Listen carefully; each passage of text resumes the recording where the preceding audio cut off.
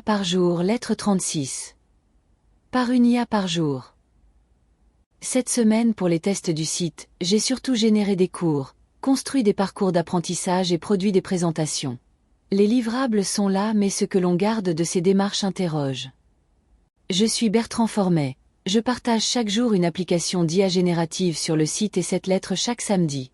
Nous sommes un peu plus de 3800 ce samedi. Bienvenue aux nouvelles et nouveaux arrivés. À suivre, un focus sur 4 outils qui produisent des contenus, les 7 applications de la semaine et des lectures partagées. En testant en cette semaine, j'ai demandé la génération d'un cours sur les IA génératives en éducation comme j'ai l'habitude de le faire sur ce type d'application.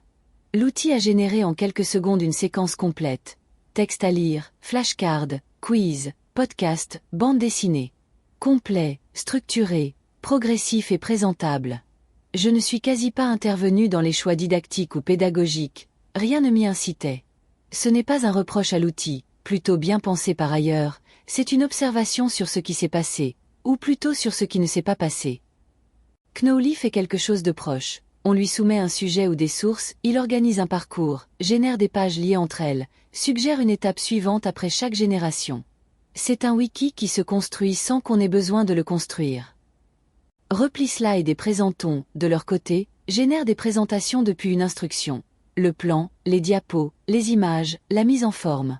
On choisit un design, on valide un plan, et les diapos arrivent une à une. Le résultat est propre et partageable en un clic. Ces 4 outils ne font pas la même chose, mais ils partagent un point commun. Ils produisent le livrable sans que l'on agisse sur le processus. Holotab, dans la lettre 33, posait la question du niveau d'autonomie qu'on décide de lui donner. Ici je pense que la question s'est déplacée. On ne choisit plus vraiment. On laisse faire parce que c'est là, parce que c'est fluide, parce que rien ne nous incite à faire autrement, et disons-le, parce que c'est efficace et bien pratique. Or c'est dans ce processus que quelque chose se passe. Construire un cours, c'est d'abord se demander quels sont nos besoins, par où commencer, ce qui est important et ce qui ne l'est pas, ce qu'on a besoin de comprendre avant de pouvoir expliquer et de faire comprendre. Faire une présentation, c'est trouver comment une idée en amène une autre, comment rendre visible une progression qui n'était peut-être pas encore tout à fait claire dans sa propre tête. Ce travail de préparation et de mise en forme est une partie constitutive de la réflexion et la compréhension. On ne comprend vraiment quelque chose qu'en essayant de le transmettre et quand on est capable de l'expliquer. La friction du processus, c'est finalement un peu comme une empreinte qui s'imprime peu à peu. Je vous ai partagé dans les lectures de la lettre 35 une méta-analyse de plus de 800 articles académiques sur l'IA dans l'éducation primaire et secondaire conduite par le projet Scale à Stanford. L'une des conclusions pointe que les gains obtenus avec l'aide de l'IA disparaissent souvent quand l'outil n'est plus là. C'est un constat sur ce que fait l'outil à l'apprentissage quand il prend en charge le processus. La béquille fonctionne mais quand on l'enlève, on ne marche pas mieux qu'avant. Le rapport Obvia 2026, dont vous trouverez l'analyse de l'école branchée et le lien dans les lectures, l'énonce également, réussir une tâche avec l'IA ne mène pas automatiquement à un apprentissage. Il y a la tâche accomplie, et il y a ce qu'on en retient. Le résultat de la production et le processus qui y mène ne sont pas la même chose, et les outils ne les distinguent pas. Le sondage Ipsos pour TEIA reprend ses fils en creux. 63% des jeunes de 18 à 25 ans estiment que les examens en France ne reflètent pas leur niveau réel mais dans le même temps, 66% pensent qu'il faut apprendre encore plus qu'avant pour se démarquer de l'IA. Et seulement 36% pensent qu'il est moins important de se former avec une IA qui est capable de réaliser des tâches. Ce n'est pas un abandon de l'effort, il me semble que c'est la révélation que quelque chose ne colle plus entre ce qui est demandé de produire et ce qu'il faut comprendre vraiment, et peut-être une recherche de ce que l'effort doit maintenant produire dans un monde où l'outil peut produire le résultat. Les outils sont efficaces. Les résultats qu'ils produisent sont souvent meilleurs que ce qu'on aurait fait seul et le font plus vite. La tentation de les laisser faire est donc parfaitement rationnelle, presque justifiée. Et c'est peut-être exactement pour ça que la question mérite d'être posée clairement. Quand on en génère mon cours et que Présentons génère ma présentation, j'ai un cours à transmettre. Mais est-ce que j'ai appris quelque chose en plus qu'avant de commencer? Les outils de la semaine sont ancrés dans le site. Lesquels vous laisseront une trace? Des applications pour discuter de façon chiffrée, créer des jeux vidéo, construire des parcours d'apprentissage, générer des présentations et concevoir des visuels de communication à partir d'un site web.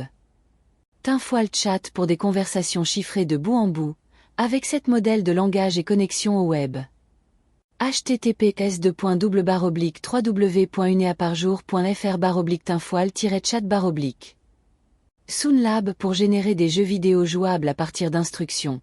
Avec 6 modèles disponibles et une galerie. https://www.uneaparjour.fr/sounlab. Onan pour créer des cours complets avec lecture, flashcards, quiz, jeux, présentations, podcasts et bandes dessinées. https://www.uneaparjour.fr/honan. Repli slide pour générer des présentations diapo par diapo via un agent, avec export PDF, PowerPoint et Google Slide. https://www.uneaparjour.fr/replit-slides. Knowly pour transformer des contenus sauvegardés ou un sujet en parcours d'apprentissage organisé en thème. https://www.uneaparjour.fr/knowly. Présentons pour générer des présentations, open source, installables et utilisables hors ligne, avec un port de ses propres modèles.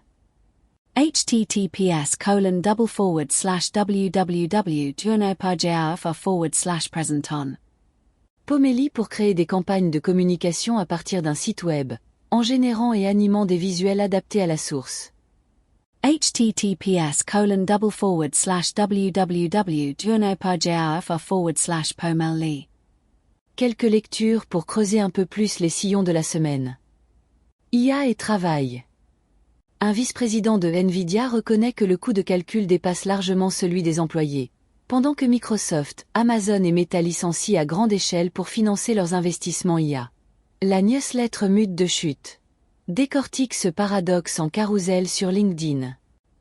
Une enquête menée auprès de 1200 salariés américains et britanniques identifie 6 formes de dette psychologique liées à l'adoption de l'IA en entreprise.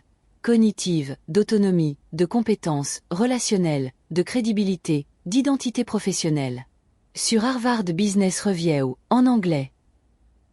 Stéphane Tronel, directeur du service de modernisation des CIR pour l'éducation nationale, explique comment l'IA est déployée sur 1,2 million d'agents, avec une approche de prototypage progressif et un cadre négocié avec les représentants du personnel. Sur BFM Business. Éducation. Le rapport 2026 de l'Obvia tire la sonnette d'alarme sur la substitution cognitive. 73% des étudiants déclarent n'avoir reçu aucune formation formelle à l'IA, et réussir une tâche avec l'IA ne mène pas automatiquement à un apprentissage. Sur l'école branchée. Une étude Ipsos pour TEIA auprès de 1000 jeunes de 18 à 25 ans révèle que 80% utilisent l'IA chaque semaine, 54% ont déjà triché avec l'IA lors d'un examen, et 63% estiment que les examens actuels ne reflètent pas leur niveau réel. Sur le Parisien. La Chine a annoncé en avril 2026 un plan national d'IA pour l'éducation. Enseignement dès le primaire, certification des enseignants, pilotage algorithmique du système scolaire et parcours personnalisé par les données. Là où beaucoup de pays hésitent, la Chine pose une stratégie globale et assumée, qui soulève des questions sur la gouvernance algorithmique et la place laissée à l'esprit critique. Commenté par Michael Bertrand sur LinkedIn. Éthique et société.